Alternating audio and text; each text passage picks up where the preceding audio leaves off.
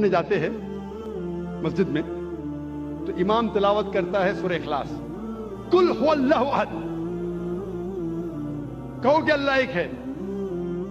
ہر مسلمان جو مسجد میں نماز پڑھنے آتا ہے، میں آپ سے پوچھنا چاہتا ہوں وہ کتنے اللہ میں مانتا ہے؟ جو مسلمان مسجد میں نماز پڑھنے آتا ہے کتنے اللہ میں مانتا ہے؟ ایک میں۔ ایک بھی مسلمان نے جو 2 اللہ میں مانتا ہے، تو یہ قاری صاحب کس کو بول رہے ہیں؟ اللہ کیا کہہ رہا ہے ہم سے؟ اللہ کہہ رہا ہے کل، کہو، کل ہو اللہ احد، کہو کہ اللہ ایک ہے۔ کن سے؟ مسلمانوں سے نہیں، وہ لوگوں سے جو لوگ ایک اللہ میں نہیں مانتے۔ ہم نماز تو پڑھتے ہیں سورہ اخلاص، ماشاءاللہ قرآن کا 1/3 حصہ، باہر نکلتے کتنے لوگ غیر مسلمان سے کہتے ہیں کہ اللہ ایک ہے؟ اتنا بڑا مجمع ہے، کروڑوں لوگ اس تقریر کو لائیو دیکھ رہے ہیں۔ میں پوچھنا چاہتا ہوں کہ اپنی زندگی میں آپ نے کتنی بار سورہ اخلاص کی تلاوت کی ہوں گی؟ کتنے بار؟ کتنے بار؟ کتنے بار؟ کتنے بار؟ ہاں بے شمار۔ کوئی بولیں گا ہزاروں بار۔ 1000 بار تو کی ہوں گی نا، اگر نمازی ہے تو آپ۔ اگر نمازی ہے، نمازی نہیں تو الگ بات ہے۔ اگر نمازی ہے تو ہزاروں بار تو تلاوت کی ہوئیں گی۔ اگر آپ 40 سال کے 50 سال کے ہیں تو 1000 بار تو کی ہوئیں گی۔ میں پوچھنا چاہتا ہوں آپ نے کتنے غیر مسلمانوں سے کہا کہ اللہ ایک ہے؟ 1000 100 50 سے تو کہا، 10 سے تو کہا کہ آج تک کے تو شاید اللہ تعالیٰ آپ کو معاف کرے گا کیونکہ آپ نے توجہ نہیں دی ہوگی۔ آج کے بعد آپ نے ذاکر کی تقریر تو سنی ہے کہ جب آپ سورہ اخلاص پڑھتے ہیں قل هو اللہ احد، اس کی معنی ہے کہو ان لوگوں سے جو لوگ ایک اللہ میں نہیں مانتے کہ اللہ ایک ہے۔ آج کے بعد اگر آپ نے سورہ اخلاص کی تلاوت کی اور باہر جا کے اس کے اوپر عمل نہیں کیا تو شاید اللہ تعالیٰ آپ کو نہیں چھوڑے گا، کیونکہ آج آپ جانتے ہیں کہ صرف قرآن کی آیت پڑھنا ضروری نہیں ہے، اس کے اوپر عمل کرنا بھی ضروری ہے۔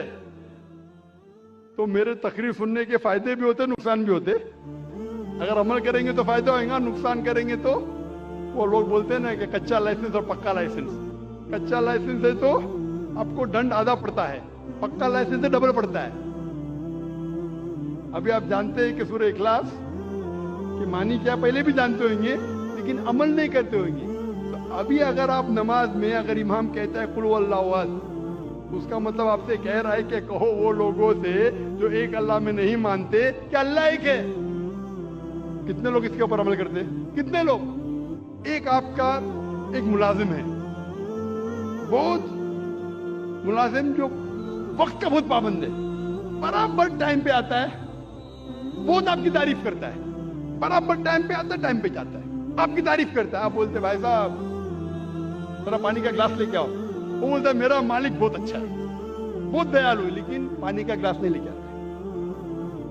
وہ تعریف کے پل باندھ رہا ہے، ہاتھ جوڑ کے آپ کے سامنے کھڑا ہے۔ آپ بولیں گے یہ خط میرے دوست کو پہنچاؤ، میرا مالک بہت اچھا ہے، میرا مالک بہت مہان ہے، تعریف کر رہا ہے، ہاتھ باندھ کے سر جھکائے کھڑا ہے، آپ کا کہنا نہیں مانتا ہے۔ آپ کیا کریں گے؟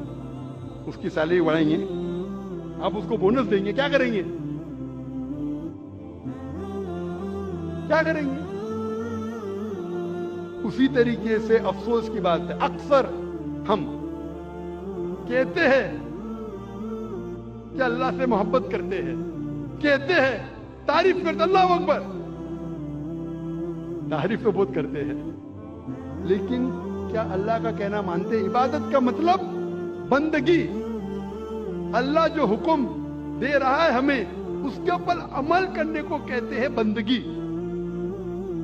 وہ تو اللہ کے رسول کی حدیث ہے، اسی لیے ہم مسلمان بچ گئے۔ اللہ کے رسول فرماتے ہیں کہ وہ اللہ کی رحمت کے بنا کوئی بھی انسان جنت میں نہیں جا سکتا، صرف اعمال پہ۔ اگر ہمارے اعمال کے ذریعے ہم صرف جنت میں جائیں گے تو ایک بھی انسان دنیا میں جنت میں نہیں جائے گا۔ ایک صحابہ اللہ کے رسول سے پوچھتے یا اللہ کے رسول کیا آپ بھی؟ تو وہ کہتے ہاں میں بھی.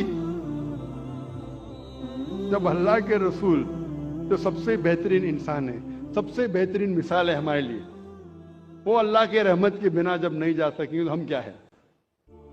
اسی لیے اللہ کی رحمت ہے, وہ رحمان اور رحیم, اس لیے ہم بچ گئے. تو صرف لپ سروس سے کام نہیں چلے گا. میں ایک مثال دیتا ہوں.